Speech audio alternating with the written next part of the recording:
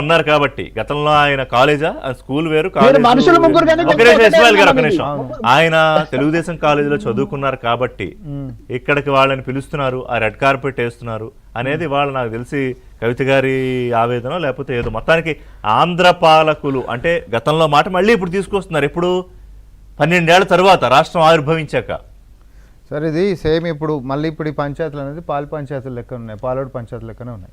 అన్నదమ్ముల మధ్యలో అంటే కలిసిమెలిసి ఉన్నారు, పెద్ద మనుషులు వచ్చారు, ఆస్తులు విభజించేసారు, ఎవరంతా వాడు హ్యాపీగా ఉన్నారు.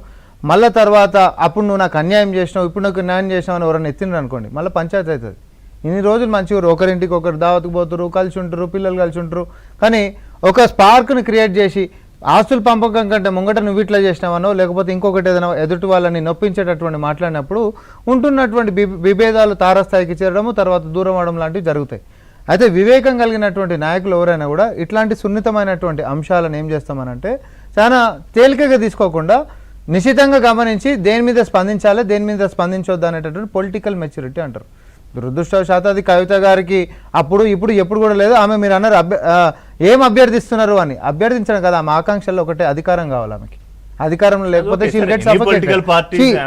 మేమేమంటాం, ఎందుకంటే అన్నేమన్నాడు, ఎవరైనా తిన్నింటి వాసాలు లెక్క పెట్టినప్పుడు తెలంగాణ ప్రజలు ఒప్పుకోరు.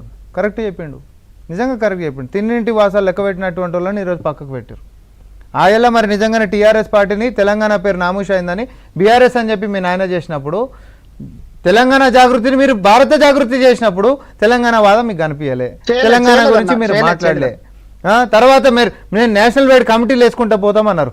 నేను అనొద్దు కానీ కుంభకోణాలలో కూడా ఈ రోజు ఏ రాష్ట్రాన్ని అయితే విభేదిస్తుండ్రో ఆ రాష్ట్రానికి సంబంధించినటువంటి వాళ్ళతో కలిసి కుంభకోణ ఆరోపణలు ఎదుర్కొన్నటువంటి కవిత గారు ఈ రోజు వచ్చేసి ప్రాంతీయ వాదం గురించి మాట్లాడుతున్నారంటే నేను అనేది ఏంటంటే కాంగ్రెస్ పార్టీ నుంచి రాష్ట్రం విడిపోయింది, ఇంకా కొన్ని తీరాల్సినటువంటి సమస్యలు ఉన్నాయి. ఆ సమస్యల మీద కలిసికట్టుగా నిజంగా మీకు ఈ రాష్ట్రం పట్ల చిత్తశుద్ధి ఉంటే, తెలంగాణ ప్రజల పట్ల చిత్తశుద్ధి ఉంటే ఈ యొక్క సమస్యలకి పరిష్కారం వైపు మీరు నడిచేటట్టు విధంగా కేంద్రం మీద మనం ఒత్తిడి చేయాలి. కానీ కేంద్రం ఒక పక్క తెలంగాణ మీద వివక్ష చూపిస్తున్నప్పుడు వాళ్ళతోటి కలిసి మీరు మమేకమై కాంగ్రెస్ వర్షన్ అడుగుతున్నాను. కాంగ్రెస్ పార్టీ స్ట్రైట్ గా చెప్పండి, ఇవాళ చంద్రబాబు నాయుడు పవన్ కళ్యాణ్ ఇక్కడికి వచ్చి రాజకీయం చేస్తాం అనుకుంటే గనక ఎక్కడో కొంత కాంగ్రెస్ పార్టీలో కూడా కొంత ఇన్సెక్యూరిటీ ఉందా? ఒకవేళ ఎన్డీఏ అనుకుంటే ఇప్పటికేమి అమిత్ షా గారు చెప్పిన ప్రకారం ఇప్పుడు విడిగా పోటీ చేస్తా ఉన్నారు, బట్ రాజకీయాలు ఏదైనా జరగచ్చు. Congress party is welcoming or not? Sir ఎప్పుడన్నా గతంలో ఇట్లాంటి రాజకీయాలు ఎప్పుడన్నా జరిగినాయా? అంటే ఇట్లాంటి ఇమోషనల్ పాలిటిక్స్ ప్లే చేసేటటువంటి తీరు ఎప్పుడైనా జరిగిందా? జరగలే. ఎప్పుడు జరుగుతుంది? ఇన్కంబెంట్ గవర్నమెంట్ ఎవరం అంటే మనం ఈరోజు రేవంత్ రెడ్డి గారు నడిపిస్తారు. రేవంత్ రెడ్డి గారి యొక్క స్ట్రాంగ్ లీడర్షిప్ని ఏదో ఒక పొలిటికల్ కుట్రలతోటి దాన్ని డిస్మాంటిల్ చేయాలనేటటువంటి ఒక ఆలోచనతో బీజేపీ చేస్తున్నటువంటి ఎత్తుగాడల కిందకే నేను చాలా స్పష్టంగా చెప్తా ఉన్నా. అయితే మేమేమంటున్నామంటే ఒక ఎత్తుగడలో మనం భాగస్వామ్యం అయిపోయి తెలంగాణ మీద మమకారము, ప్రేమ, ఆప్యాయతలు ఉంటున్నట్టుగా ఈరోజు రాజకీయాలు చేసినట్టు అవసరం లేదు. అంత తెలివి తక్కువ తెలంగాణ ప్రజలు ఎవరు ఉండరు.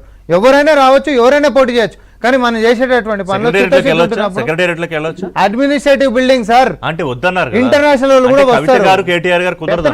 అసెంబ్లీ వ్యవహారం వచ్చింది సార్, గంట తిప్పుతారంటే కుదరదు. మళ్ళీ కావాలంటే బయట